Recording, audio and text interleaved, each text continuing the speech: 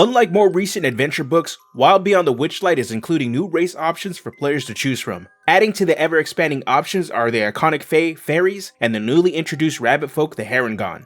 In this video, I will be going over what racial traits these new options have to offer, compare them to their playtest version, and provide some ideas on where the Fairy and Haregon fit into the official 5th edition settings.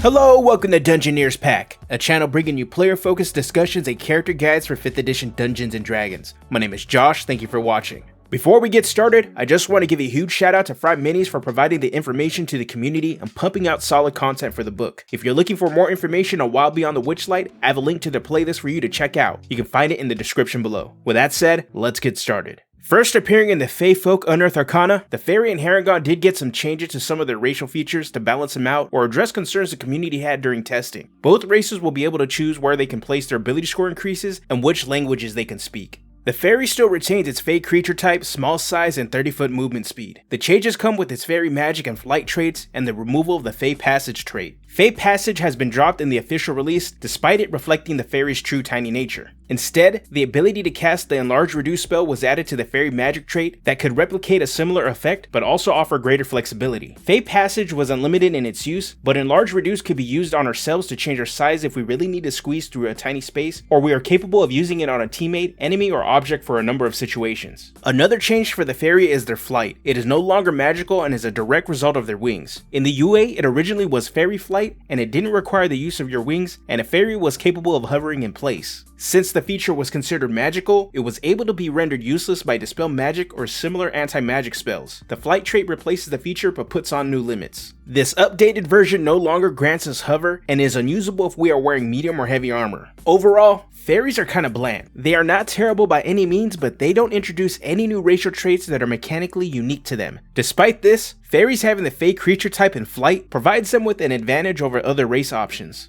The Fae creature typing will have them dodging any spells that target humanoids, while flight in the early levels allows them to circumvent exploration-based encounters and puzzles that aren't built with 3-dimensional movement in mind. Even though the combination of these two traits is strong, I would not call them busted. The flight trait puts a limitation on what classes and playstyles are viable compared to the UA version. Since we are unable to wear medium or heavy armor in order to fly, this eliminates a large majority of frontliner options. It notably doesn't outright eliminate barbarians due to their unarmored defense feature. Dexterity-based strikers like the rogue or monk are still a solid choice and they benefit from the flight movement, but the race caters to range-based characters. A player who can take advantage of angles or vantage points changes the dynamic of combat, especially if this tactic is paired with spellcasting.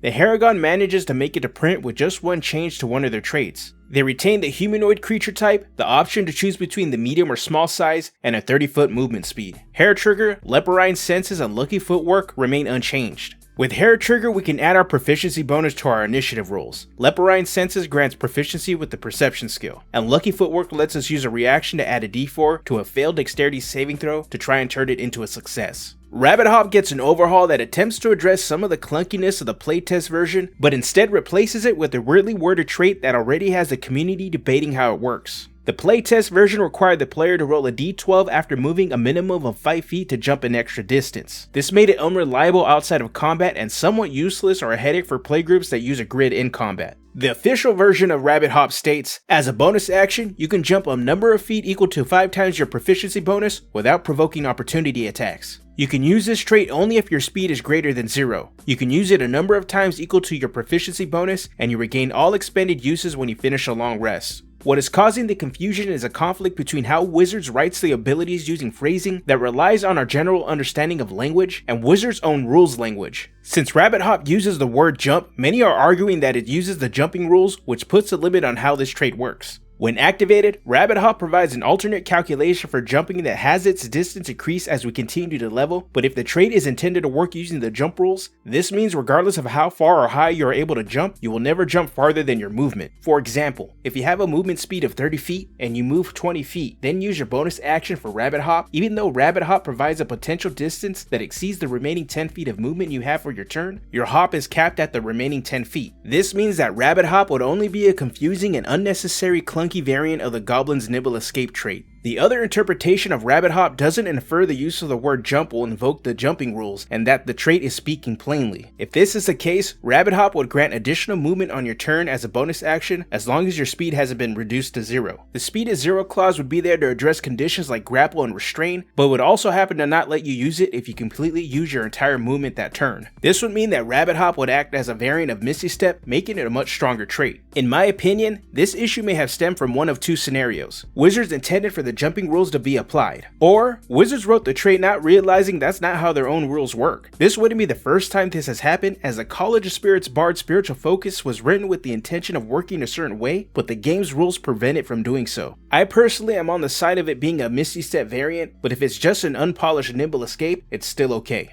Overall, Harengon appears to be a fun option that manages to have mechanics that emulate a rabbit's swiftness and ability to hop. The option to choose between being a medium or small rabbit person gives players flavorful and mechanical support to incorporate a variety of rabbit species to build their character around. There is a small mechanical drawback for those wanting to play a small Harengon, as it limits your ability to use heavy weapons, but if you want to be a small cute bunny person, go for it. Hair Trigger is a boon to every class, and when paired with a Gloomstalker Ranger, Bladesinger Wizard, or any other subclass option with initiative boosting features, you will always be ahead in combat. In attempting to address the issues the community had with Rabbit Hop's playtest version, Wizard printed a trait with unclear language. Depending on how you read it, it's either Misty Step or Nimble Escape. Unlike the dice using playtest version, the printed version of Rabbit Hop is usable in all styles of play and is reliable in and out of combat. To address the unclarity of the trait, as always, talk with your DM to figure out what works best for your table until an official answer is given or an errata arrives. Now let's take a look at where Fairies and Haregon fit in the official 5th edition settings. In Forgotten Realms, simply use the lore as given. As a fairy or Haregon, you are a traveler from the Feywild, exploring a new world, enjoying the brand new experiences. Or you could be stranded or banished to the material plane until you learn a lesson or find a way to get back home.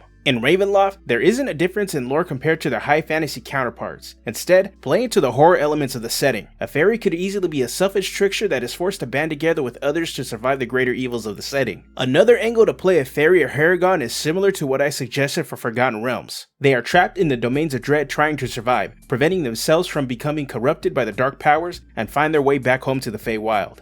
In Eberron, any fairy and Haregon could be from the setting's own version of the Feywild, the plane of Thelanis, and have crossed over through a manifest zone. The Haregon could also be a result of arcane experiments or catastrophes. House Vidalis was rumored to be creating super soldiers for the war, attempting to infuse magic into humanoid beings as they did with Beast. A result of this experiment could be a Haregon. Another option would be that the Haregon is a unique result of the strange effects and disasters that occurred on the day of mourning. Some of the Haregon could be citizens of Sire that have been transformed by the events that destroyed the nation. In Ravnica, fairies can find themselves as members of House Demir or the Izzet League. As members of the Demir, you are one of the most formidable spies and potential assassins, using your size and flight to your advantage. As a member of the Izzet, you join other artificers and wizards in developing grand experiments to further innovate and create arcane marvels for the city of Ravnica. Haregon, on the other hand, do not exist in the setting, but a DM and player can work together to find a place for them in Ravnica. Being that this is a Magic the Gathering setting, the easiest way to introduce a Haregon as a player option is to make them a Planeswalker. The guilds are integral to the setting, and using the Haregon's description, they can find a place in a couple of them. Leaning into the Fae aspect of the race, they may find themselves comfortable with other Fae beings that make up the members of the Selesnya Conclave. They aim to spread the song of their guildmaster, valuing and looking to strengthen the community instead of chasing individual selfish desires. The Haregon are also said to be the embodiment of freedom, and that fits right at home with the Gruul clans. As a member of the Gruul, you are tasked with protecting the dwindling wildlands from the expanding city and the oppressive power wielded by the guilds.